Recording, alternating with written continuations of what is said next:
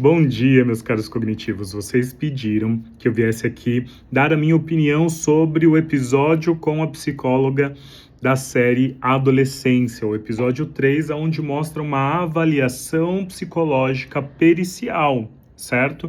Então, é num contexto jurídico, não é num contexto de psicoterapia, mas eu acho que a gente pode avaliar alguns elementos que podem ser pertinentes ou não para o contexto da psicoterapia. Então, na série é um contexto diferente, mas a gente vai conversar aqui um pouco falando sobre a postura dela lá e o que a gente pode aprender tanto com os acertos e os erros dela. Tá certo? Então, a primeira coisa que eu achei interessante, antes dela entrar ali na sala, ela fala já com aquele segurança que dá acesso a ela, aonde tá o Jamie. Ele fica toda hora fazendo inúmeros comentários e falando do outro psicólogo. Ela fala, por favor, eu não quero saber nada daquilo que o outro psicólogo fez ou disse, porque eu não quero que isso interfira na minha avaliação. Então, ela tem uma postura muito ética de não se contaminar com informações de outros profissionais, mesmo tendo conversado com o pai, porque é importante, mesmo tendo lido todo o relatório, aquilo que já tinha sido levantado sobre o caso, mas ela se resguardou para construir o próprio raciocínio clínico. E eu vejo que muitas vezes, no contexto da psicoterapia, quando psicólogos atendem, por exemplo, familiares, né, que estão... um psicólogo atende a mãe, o outro psicólogo atende adolescente, um psicólogo atende uma pessoa do casal, o outro psicólogo atende a outra pessoa do casal, e aí fala, vamos conversar sobre o caso para a gente poder ver se colabora um com o outro nesse sentido. Eu sempre achei essa postura muito perigosa, tá? E já questionei, já corrigi muitos alunos dentro da supervisão, porque o que você vai fazer com uma informação dentro do contexto da psicoterapia? O que você vai fazer com uma informação que você não pode levar para o seu paciente porque você obteve essa informação com um terceiro sem ele saber? Isso não se faz, isso é antiético, certo? Então, tem uma outra frase muito boa que ela fala para o Jamie dentro desse contexto da psicoterapia, que é: eu não estou atrás da verdade, eu estou atrás daquilo que você pensa. E isso serve para a gente no contexto da psicoterapia. Nós não estamos lá como juízes. Ele está mentindo, ele não está mentindo para mim. O que interessa para nós ali é o que o paciente pensa sobre determinada situação que ele viveu, sobre ele mesmo, sobre sua relação com as outras pessoas. A gente chama de verdade afetiva, verdade emocional, não verdade factual. Então a gente precisa aprender a mudar o nosso raciocínio para trabalhar com aquilo que o paciente traz e não aquilo que outras pessoas perceberam, viram ou que eu considero verdadeiro ou falso. O rapport dela com o Jamie é excelente. Ela chega com chocolate, ela leva um sanduíche para ele.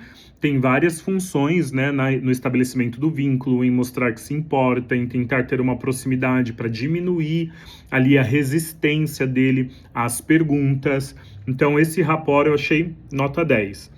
Ela devolve várias perguntas que ele faz sem hesitação. Ele pergunta algo que ela quer saber, ela retruca com uma nova pergunta. Na hora que ele diz assim, isso aqui parece um truque, ela fala, mas seria um truque para quê? Então ela não está dizendo ali de imediato, não é um truque. Depois ela fala. Mas a primeira coisa que ela pergunta seria um truque para quê? Para entender o pensamento, o que ele acha sobre aquilo, como é que ele está entendendo aquele processo avaliativo, né? Então, a todo momento, Jamie se mostra um cara que manipula, né? Muito inteligente. Então, ele fica naquela posição da pessoa que tenta entender qual é o objetivo dessa pergunta, o que ela espera que eu responda, como é que ela espera que deve ser o meu comportamento, e ela consegue sair dessa tentativa de controle dele da conversa, devolvendo muitas vezes a pergunta e se mantendo ali na direção do seu objetivo. Ela fala várias vezes para o Jamie qual é o objetivo dela ali, né? Então ela deixa muito claro que o objetivo seria: eu estou aqui para entender a sua percepção e sobre o seu entendimento do que aconteceu. Então várias vezes ela repete isso. Não sei se é uma forma muito clara para ele, fica uma forma bem técnica, mas ela não deixa de falar o objetivo ali da avaliação. Quando ele diz uma mentira, já com o intuito de manipulá-la abertamente, por exemplo, naquela fala os advogados disseram que você está aqui para ajudar a gente. Ela também fala abertamente, isso não é verdade, porque na outra avaliação, no outro encontro, você falou a mesma coisa e eu fui checar com eles, então eles não disseram isso. Aí ele se mostra surpreso e fala assim, você foi conversar com eles? Entende? Então, ele usa naquele momento de uma mentira na tentativa de que ela dê informações que ela não pode, usando da autoridade dos outros profissionais, que seriam os advogados, na tentativa de manipular aquela situação, e ela claramente aponta para ele, fala, isso não é verdade. Alguns momentos ali que ele mesmo expressa, né? Ele conta aquela cena do pai, onde ele estava jogando futebol e o pai mostra que sentiu vergonha dele. E aí ela devolve, como você se sentiu ao notar que ele sentiu vergonha? E aí ele fica bravo, dizendo, você não deveria ter falado para mim que isso não é verdade? Ele é seu pai, por que um pai se envergonharia de um filho e coisa e tal? Por que ela não age dessa forma? Ela está interessada em como ele pensou, em como ele se sentiu. Isso no contexto da psicoterapia é um erro comum também. Às vezes a gente parte para reestruturação muito rápido. Então no momento em que eu viro para o paciente e falo, mas será que ele teria vergonha do próprio filho? Eu estou buscando uma reestruturação cognitiva, que ele olhe para aquela situação por uma percepção diferente.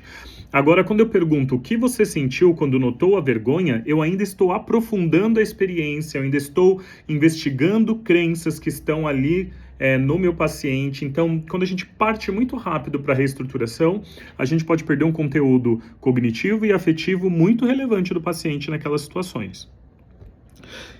Autorrevelação na medida certa. Várias vezes ela traz coisas que aconteceram com ela, como ela estava na escola, como ela tratava o avô dela, as coisas que ela se interessava no ambiente escolar. Então, essa autorrevelação, quando o terapeuta traz elementos da sua vida, como ele se sente, o que aconteceu em algum momento da história dele, para o processo, é importante para a vinculação, ainda mais com adolescentes. Adolescentes, eles acabam exigindo muito esse lugar também de abertura, né? Porque sempre é um adulto lidando com ele de uma forma vertical. No momento que você mostra que você já viveu aquela experiência, que você tenta entender aquilo no nível afetivo de quem viveu algo parecido, é muito favorável para o estabelecimento do vínculo. E eu achei na medida certa, porque muitos psicólogos também erram quando eles roubam a cena, fazendo a intervenção quase que completa, sempre falando de si, falando do que acontecia com ele, de como é que ele reagia, do que ele pensava em determinada situação. Então ali servia para ilustrar, para fortalecimento do vínculo, para diminuir as resistências, e ela não roubou a cena em nenhum momento com aspectos da vida dela. Ela coloca limites com firmeza desde o primeiro momento que ele levanta e começa a gritar. Ela fala, eu preciso que você sente, de uma forma firme, né, com uma certa dureza. Acho que tem, assim, ela estabelece um limite, mas ela fica suscetível a uma agressão, certo? Então, não é algo que em nenhuma situação um psicólogo ou qualquer outro profissional precisa estar exposto. Então, se existe uma ameaça à integridade física, certo? O psicólogo ele pode interromper aquilo na hora, seja no contexto da psicoterapia, seja no contexto da avaliação psicológica. Eu não vou ficar exposto a uma situação onde eu possa ser ferido, tá? Então, talvez ela poderia ter se colocado, além da forma firme, dizendo que ela precisava que ele se sentasse, né, de que se em algum momento ele tentasse ameaçá-la ou sugerisse que pudesse agredi-la, que ela ia interromper aquele processo naquele momento, o que ela não fez. Tá? Até na segunda vez que ele explode, fica bem ali, cara a cara com ela, até sugerindo que poderia vir um soco, por exemplo, na cara dela, e não é o que acontece, mas ela ficou suscetível a isso durante a avaliação. Então eu acho essa postura perigosa, certo? Mas ela sai da sala após a primeira avaliação para se autorregular. Então várias vezes mostra ela respirando, ela tomando um ar, ela tomando um chá, né? Ela faz uma avaliação ali também da expressão corporal, da linguagem corporal do Jamie. Então, assim, existe esse elemento que é considerado na avaliação. A gente também, como paciente, às vezes no online isso fica um pouco comprometido. Nós não vamos inferir nada só a partir do comportamento, mas lendo o comportamento junto com todo o contexto onde ele é manifestado e tudo que está sendo vivido durante a avaliação psicológica, é considerado também parte, né, do nosso processo de avaliação. Então, acho importante considerar esses fatores também, e ela leva em consideração. Muitas vezes ela assume uma postura provocativa. Imagino que naquele contexto seja intencional. Então, ver as explosões, ver a reatividade dele, como ele reage ao desconforto. Eu fico imaginando, será que naquele sanduíche com picles ela já não imaginava que ele não gostaria, ou ela já tivesse essa informação antes, e aí leva para saber como é que ele reagiria ao desconforto de algo sendo oferecido para ela, se ele ia fingir gostar ou não. Imagino, aí faz parte do meu universo imaginário, tá? Que pode haver, em alguns momentos, uma intenção em gerar o desconforto, em ter uma postura mais provocativa para ver o que surge naquele momento da avaliação. No contexto da terapia, em geral, a gente, mesmo que a gente assuma uma postura mais confrontativa, a gente tenta ir mais devagar, ter mais tato para conduzir, mesmo que seja a confrontação. Ela não entra nas explosões dele, isso eu acho muito bom. Na hora que ela volta para a sala, ela coloca a cadeira ao lado dele, então primeiro ao lado da mesa, depois ao lado dele. Então ela não se mostra intimidada, eu acho isso importante. Em alguns momentos, dentro da psicoterapia, o terapeuta pode ser mais vulnerável, tá? Então, eu já atendi casos de TOD grave, de adolescentes já numa fase, assim, 16 anos, e que queriam intimidar, e que queriam amedrontar, e aquela intimidação e o causar medo dentro do setting, né, a mim, enquanto psicólogo, tinha uma função de se sentir no controle da conversa, tá? E aí, admitir isso, eu fiz uma autorrevelação, por exemplo, nesse caso, eu falei assim, olha, eu imagino que você esteja tentando me ameaçar ou fazer com que eu sinta medo. Eu já estou sentindo medo, você pode ficar tranquilo, eu já estou sentindo medo. Se é importante para você se sentir seguro aqui que eu esteja com medo, eu já estou sentindo medo. E aqui eu não vou te forçar a nada, você vai poder falar sobre o que você quiser, da forma que você quiser, e eu não tenho como te obrigar a fazer nada. Então, essa vulnerabilidade exposta do terapeuta pode parecer contrária, da impressão de que eu tenho que dobrar o paciente, de que eu tenho que mostrar que eu sou mais forte que ele, que ali ele não vai me dominar. Esse braço de ferro com um paciente com TOD, por exemplo, não é nada funcional, até porque ele se opõe à autoridade, certo? Então, se você se coloca na psicoterapia como essa autoridade que ele tem que se submeter, o paciente não tem que se submeter, o paciente ele precisa nos respeitar, e respeito é diferente de submissão. Então, outra coisa que eu disse nesse mesmo contexto e com esse mesmo caso é: eu não aguento tudo. Porque esse paciente tinha vários comportamentos inadequados durante a sessão, tinha vários comportamentos inadequados dentro da clínica, então ele estava comprometendo o funcionamento da clínica de um modo geral, e aí eu disse para ele o seguinte: eu estou me esforçando para te ajudar, eu quero colaborar com o seu caso, mas eu não aguento tudo. Então, se você quer ter a minha ajuda, eu preciso que você tente, no mínimo, se controlar um pouco mais. Então, esse limite do terapeuta sobre o processo, isso não acontece lá na série. Estou trazendo um elemento para o contexto de psicoterapia. A gente pode, em alguns momentos, ser mais vulnerável e, em alguns momentos, também assumir o nosso limite para que o paciente entenda que você não é o super-homem, que você, na posição de psicólogo, é um ser humano, que tem limites também e que ele precisa te enxergar como tal. E isso tem uma função terapêutica na vida do paciente, para que ele não acredite que as pessoas são capazes de aguentar qualquer coisa, ou que as pessoas têm que aguentar qualquer forma de tratativa que ele tiver com os outros, tá? A parte da entrevista, eu vejo que algumas pessoas falam, nossa, ela fica forçando muito naquela questão da masculinidade, né?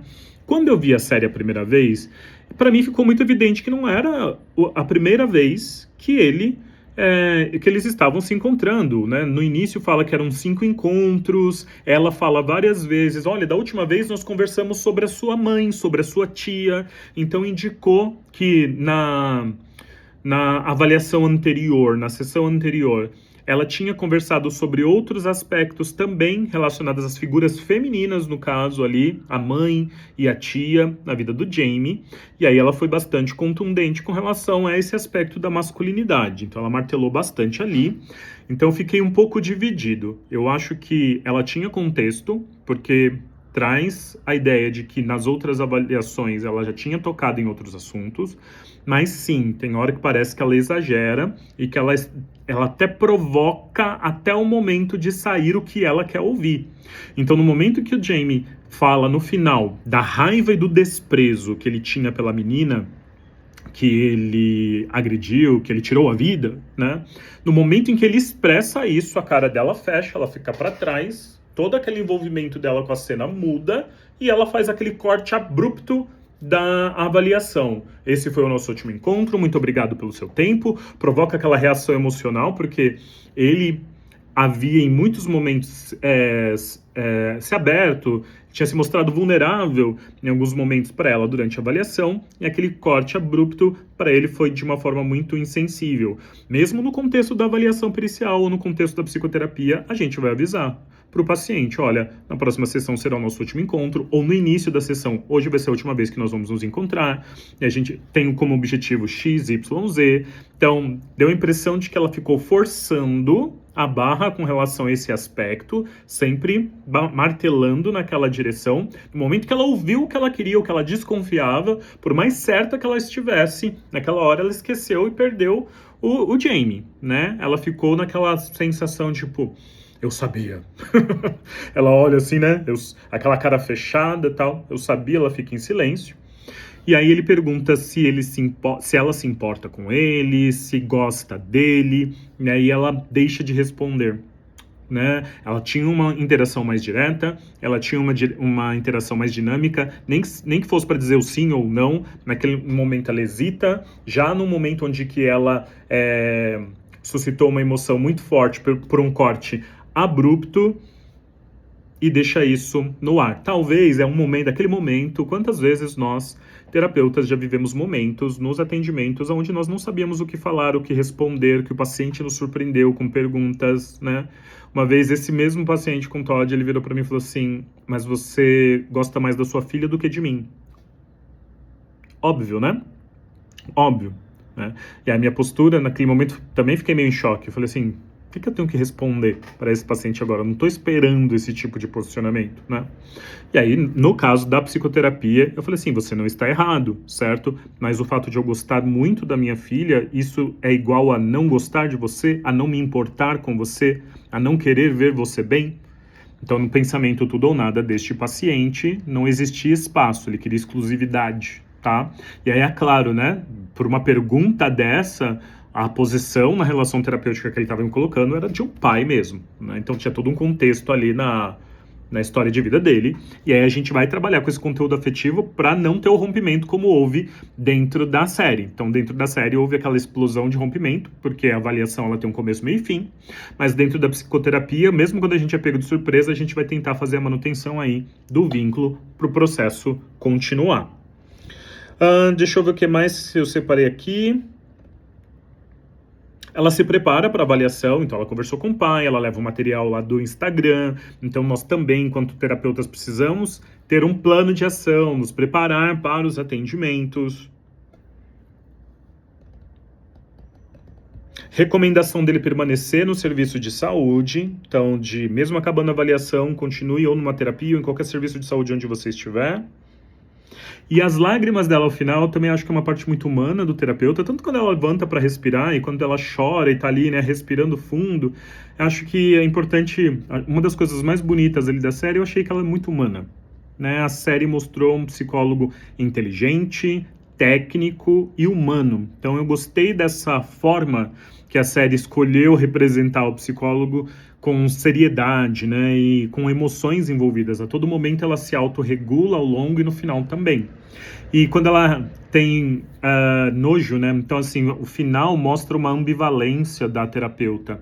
Ela chora, parece que tem tristeza por ver a vulnerabilidade de um adolescente, um menino de 13 anos, mas ao mesmo tempo que cometeu um crime hediondo, super grave. Então, assim, tem uma lágrima de emoção pelo que tá vivendo e tem nojo naquela hora que ela pega o sanduíche e não consegue nem tirar, ela ia jogar fora, nem consegue nem ficar. É como se fosse algo indigesto, né? Então, assim, não desceu, não consigo, né? Tem uma parte dessa relação que me toca e tem uma outra parte dessa relação que é muito aversiva para mim. Fez sentido tudo isso para vocês? Eu queria saber a opinião de vocês, o que vocês acharam desse episódio, o que vocês acharam dessa análise, se vocês concordam comigo, se vocês discordam. Acho muito importante aquilo que a gente constrói aqui, tá bom? Um abraço, gente, para vocês. Até mais.